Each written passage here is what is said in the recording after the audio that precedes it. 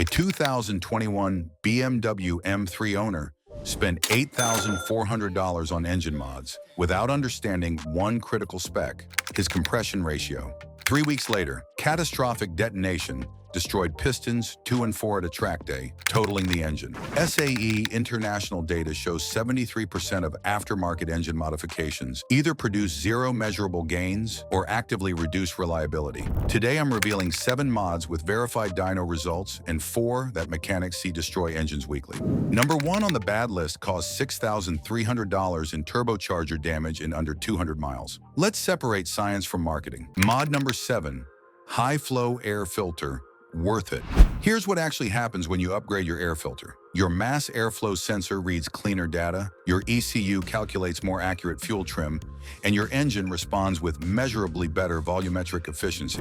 Bosch Automotive testing found that premium high-flow filters like K and N or AEM dry flow improve airflow by 8 to 12% at wide-open throttle, translating to 3 to 7 horsepower on naturally aspirated engines. A 2022 Honda Civic Dyno test showed 4.2 horsepower gain with a K and N panel filter versus stock. These filters last 50,000 plus miles versus 15,000 for paper, and they maintain 99.6% filtration efficiency per ISO 5011 standards. The mistake people make is expecting 20 plus horsepower from a $60 filter. Physics doesn't work that way. Just don't over-oil it and contaminate that sensor, or you'll be chasing lean codes for weeks wondering what happened. Mod number 6, ECU Remap. Worth it. Your engine control unit operates with conservative fuel maps and ignition timing designed for 87 octane fuel, worst-case ambient temperatures, and legal emissions compliance. Professional ECU remapping optimizes these parameters for actual conditions, and the gains are verified repeatable. HP Tuner's dyno data on a 2023 Ford Mustang GT showed 38 horsepower and 42 pound-feet torque increases from timing optimization alone. 0 hardware changes. The volumetric efficiency curve smoothed out, air-fuel ratios tightened to 12.8 to 1 under boost, and NOx sensor activity dropped 34% because timing matched fuel grade. A Subaru WRX owner used a $40 Amazon tuner, advanced timing 6 degrees globally, and melted piston ring lands during his first highway pull when intake air temps spiked. Use Cobb Axis Port, HP tuners, or Honda with professional dyno tuning, not forum maps written for someone else's engine. Mod number 5, performance exhaust system. Worth it. Exhaust back pressure is misunderstood.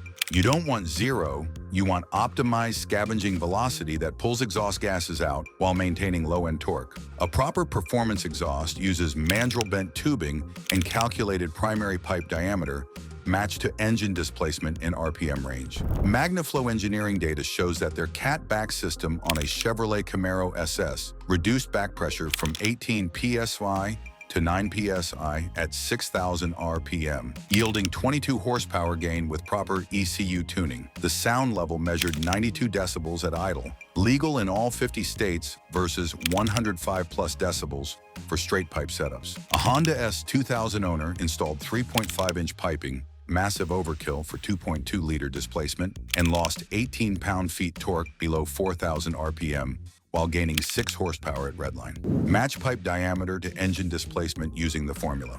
Diameter equals the square root of CID divided by 88 for naturally aspirated builds. Mod number 4, cold air intake. Worth it with conditions. Intake air temperature directly affects oxygen density and detonation resistance. Every 10 degrees Fahrenheit reduction in IAT yields approximately 1% power increase due to denser air molecules. AEM thermal testing showed their enclosed intake on a Mazda 3 Turbo reduced intake temps from 142 degrees Fahrenheit to 98 degrees Fahrenheit at idle in 95 degrees Fahrenheit ambient. That's 44 degrees Fahrenheit drop translating to real gains. The dyno proved it, 12 horsepower and 15 pound-feet torque with the heat shield installed, but only 3 horsepower without it because underhood temps cooked the incoming air. Here's where people destroy engines.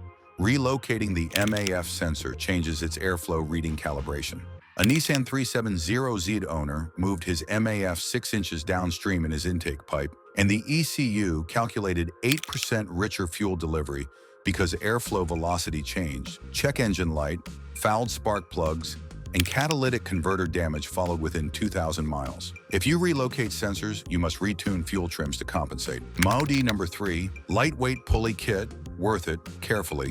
Rotational inertia follows the equation I equals mr squared, meaning weight at the pulley's outer edge has exponential resistance impact. Unorthodox racing testing on a Subaru BRZ showed their lightweight crank pulley reduced rotational mass by 4.8 pounds, freeing 8.3 horsepower to the wheels by eliminating parasitic loss. The engine revs 12% faster, according to tachometer response testing, and throttle feels sharper because the crankshaft isn't fighting to spin heavy accessories. Your OEM harmonic balancer isn't just a pulley, it's a tuned vibration damper that protects crankshaft bearings from torsional resonance. A Honda Civic C running unorthodox pulleys developed main bearing knock at 87,000 miles, premature by 100,000 plus miles compared to stock. Use underdrive pulleys for accessories but keep the factory harmonic balancer, or upgrade to an ATI super damper that provides dampening and weight reduction. Mod number 2, upgraded spark plugs and ignition coils, worth it. Ignition energy requirements increase with cylinder pressure. Turbocharged and high compression engines need stronger spark to ionize denser air-fuel mixtures. NGK engineering specs show their Iridium 9 plugs deliver 5,000 plus volts more than copper plugs, ensuring complete flame kernel propagation even at 14:1 compression ratios. Pair these with upgraded ignition coils like Delphi GN 10328 producing 40,000 volts versus factory 28,000, and you get measurable combustion improvements. A Volkswagen GTI Dyno comparison showed OEM coils plus copper plugs versus aftermarket coils plus iridium plugs. 6.8 horsepower gain, 0.4 miles per gallon improvement, and misfire counts dropped from 127 to 0 during wide-open throttle pulls. Boosted engines need 1 or 2 steps colder plugs to prevent pre-ignition, while naturally aspirated builds should stay at OEM spec or go iridium for longevity. Match heat range to your boost pressure and compression ratio, not guesswork. MOD number 1, forced induction, turbocharger kit, worth it with full system. Turbocharging multiplies power by increasing cylinder pressure beyond atmospheric 14.7 psi. Every 1 psi boost adds approximately 3% power when properly supported. Garrett engineering data on their GTX-2 867 or R turbocharger installed on a Honda K24 engine showed 340 horsepower from a stock 201 horsepower baseline. That's 69% power increase with proper fuel system, intercooler, and engine management. A Mazda MX-5 owner bolted on a cheap eBay turbo kit, skipped the intercooler and fuel injector upgrades, ran 12 psi boost on stock 9.0 to 1 compression, and experienced severe detonation that punched a hole through piston 3 after 127 miles. The repair, $6,300 for short block rebuild, turbo replacement, and labor. Proper turbo builds require fuel injectors sized for 30% over target HP, intercooler maintaining intake temps below 120 degrees Fahrenheit, engine management controlling boost and fuel delivery, and ideally forged internals if exceeding 50% stock power. Bad mod number 4, budget turbo kit without supporting mods, engine killer.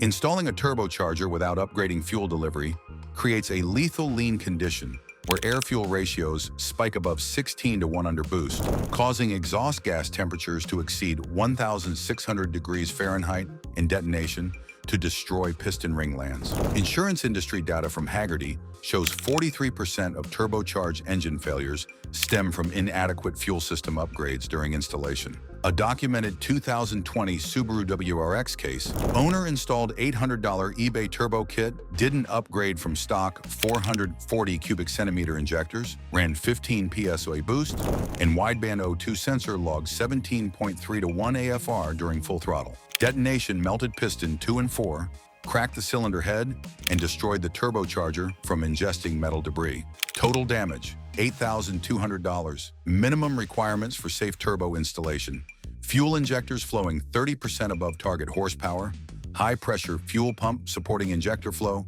intercooler size for boost level, and standalone ECU or piggyback tuning controlling everything. Bad mod number 3, electric superchargers, scam, Math proves it. Airflow requirements follow precise calculations. A 2.0-liter engine at 6,000 RPM needs 353 CFM of airflow. Real superchargers from Eaton or Rotrex flow 400 to 800 plus CFM, driven by belt-driven mechanical power. Those $89 eBay electric superchargers claim boost from a 12-volt motor drawing 15 amps. But physics says no. Electrical power calculation. 12 volts times 15 amps equals 180 watts, which converts to approximately 0.24 horsepower mechanical output after losses. To compress 353 cubic feet per minute by 5 pounds per square inch requires approximately 35 horsepower input according to thermodynamic calculations. A Honda Accord owner installed one, and his MAF sensor readings showed reduced airflow from the fan motor blocking the intake path. He lost 4 horsepower on the dyno and gained a check engine light for lean condition. Real supercharging requires mechanical drive from the crankshaft. Electricity can't cheat thermodynamics. Bad mod number 2. Octane booster additives. Waste. Chemistry proves it. Octane rating measures fuel's detonation resistance. The research octane number and motor. Octane number average create the pump rating. Raising octane requires specific hydrocarbon chemistry adjustments that bottle additives can't achieve. API fuel standards show that legitimate octane improvement requires reformulation at the molecular level, not dumping mystery chemicals in your tank. Those $12 bottles claiming 3-point octane boost actually raise octane by approximately 0.3 to 0.6 points maximum, from 91 to 91.5 octane, which your NOx sensor won't even detect. Independent laboratory testing by Project Farm analyzed 6 popular octane boosters. Highest genuine increase was 0.8 octane points from Lucas, and that required triple the recommended dosage. A Volkswagen Golf R owner spent $180 yearly on octane booster, thinking he was protecting his turbocharged engine, when simply buying 93 octane would have cost $120 and actually delivered 2 full octane points more. Bad mod number 1. Mismatched parts without ECU tuning. Engine killer. Your ECU calculates fuel delivery based on MAF sensor readings, oxygen sensor feedback, and program volumetric efficiency tables. Change intake, exhaust, camshaft, or injectors without retuning, and you've destroyed the calibration your engine depends on. Stoichiometric ratio for gasoline is 14.7 to 1 air to fuel. Deviates significantly, and you either run lean or rich. A documented 2019 Nissan 370Z case. Owner installed cold air intake, catback exhaust, and high-flow catalytic converters without tuning. His wideband O2 sensor logged 15.8 to 1 AFR at cruise and 13.2 to 1 under load. After 3,200 miles, catalytic converters failed from running lean, check engine codes appeared for catalyst efficiency, and pre-ignition damaged piston ring grooves. Repair cost: $2,400 for cats plus $800 for piston work. Every modification changes airflow dynamics. Your ECU needs updated fuel maps, ignition timing, and closed-loop targets to compensate.